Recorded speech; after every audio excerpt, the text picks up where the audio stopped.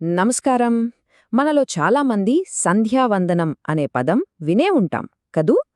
కాని అది కేవలం ఏదో ఒక క్లిష్టమైన ఆచారం కాదు. అది మనల్ని మనం ప్రతిరోజూ ఈ అనంత విశ్వంతో అనుసంధానించుకోడానికి మన పూర్వీకులు అందించిన ఒక అద్భుతమైన మార్గం. రండి, ఈ ఆధ్యాత్మిక ప్రయాణాన్ని కలిసి మొదలుపెడదాం.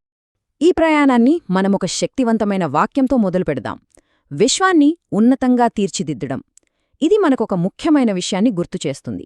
ఏంటంటే, సంధ్యావందనమనేది కేవలం మన వ్యక్తిగత శాంతి కోసం చేసేది కాదు, మన చుట్టూ ఉన్న ప్రపంచం కూడా బాగుండాలని కోరుకునే ఒక ఉన్నతమైన సంకల్పమనమాట.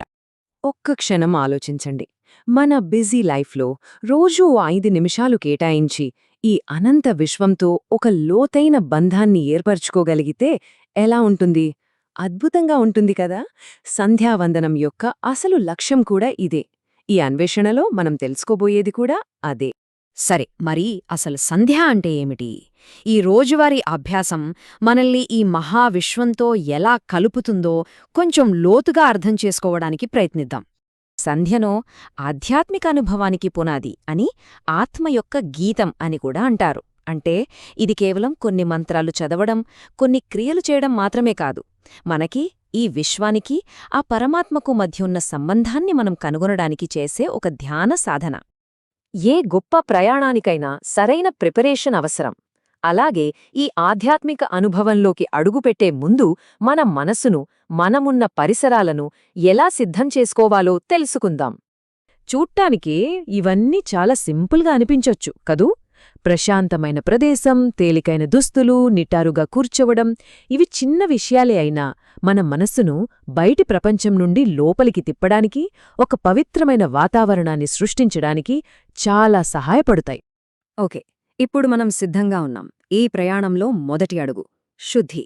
ఇది మనల్ని మనం శారీరకంగా, మానసికంగా శుభ్రపరుచుకునే ఒక శక్తివంతమైన ప్రక్రియ. ఎందుకంటే నిర్మలమైన మనస్తోనే కదా ఉన్నతమైన అనుభవాన్ని పొందగలం. ఈ శుద్ధి అనేది ఒకేసారి అయిపోయేది కాదు.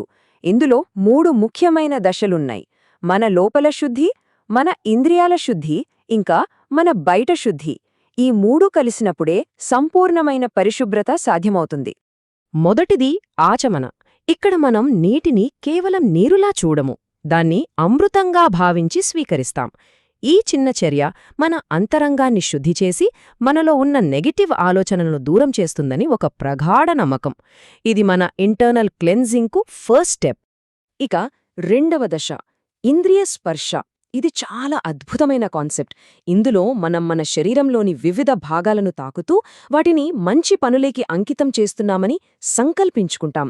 మన పెదవులు మంచి మాటలు పలకాలి, మన కళ్ళు మంచిని చూడాలి, మన చేతులు మంచి పనులు చేయాలి. ఇలా మన ఇంద్రియాలను ధర్మమార్గంలో నడిపించమని చేసే ఒక ప్రార్థన ఇది. ఇక శుద్ధిలో చివరిది మార్జన.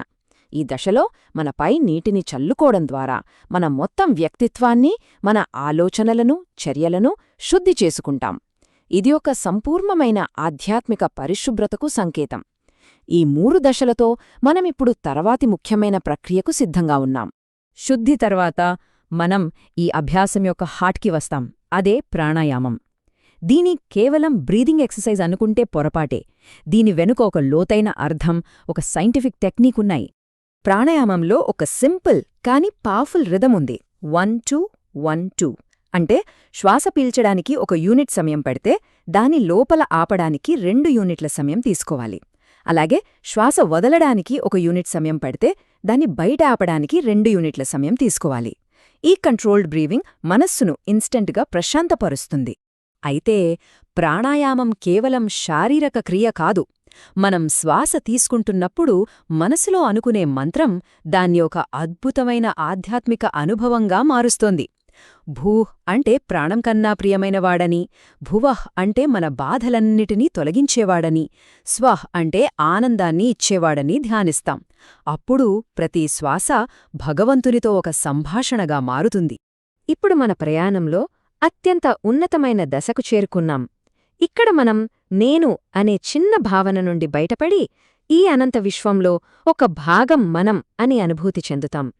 ఇది మన దృక్పథాన్ని పూర్తిగా మార్చేసే క్షణం. ఈ ప్రక్రియను అఘమర్షణ అంటారు. అంటే పాపాలను నాశనం చేసేది అని అర్థం. ఇక్కడ మనం ఈ విశ్వం ఎలా పుట్టింది, దాని క్రమమేంటి అని ధ్యానిస్తాం. ఈ బ్రహ్మాండ సృష్టి ముందు మన అహం ఎంత చిన్నదో గ్రహించినప్పుడు మనలోని చెడు ఆలోచనలు వాటంతట అవే నశించిపోతాయి. ఈ ధ్యానంలో మనం సృష్టి యొక్క అపారమైన చక్రాన్ని గమనిస్తాం. సృష్టి, ప్రళయం, ఆ తర్వాత మళ్లీ కొత్త సృష్టి. ఇది నిరంతరం సాగే ఒక కాస్మిక్ డ్రామా. ఈ అనంతమైన కాల ప్రవాహంలో మన స్థానం ఎంత చిన్నదో అర్థమైనప్పుడు మన అహంకారం వాటంతట అదే కరిగిపోతుంది.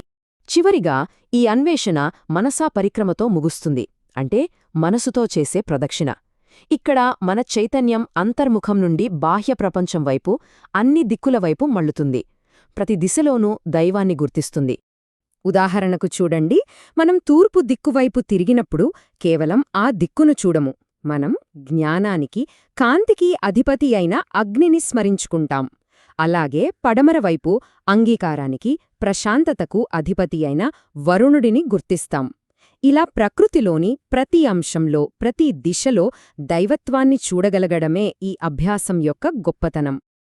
ఈ భావనలకు ప్రాచీన మంత్రాలు మరింత బలాన్ని చేకూరుస్తాయి.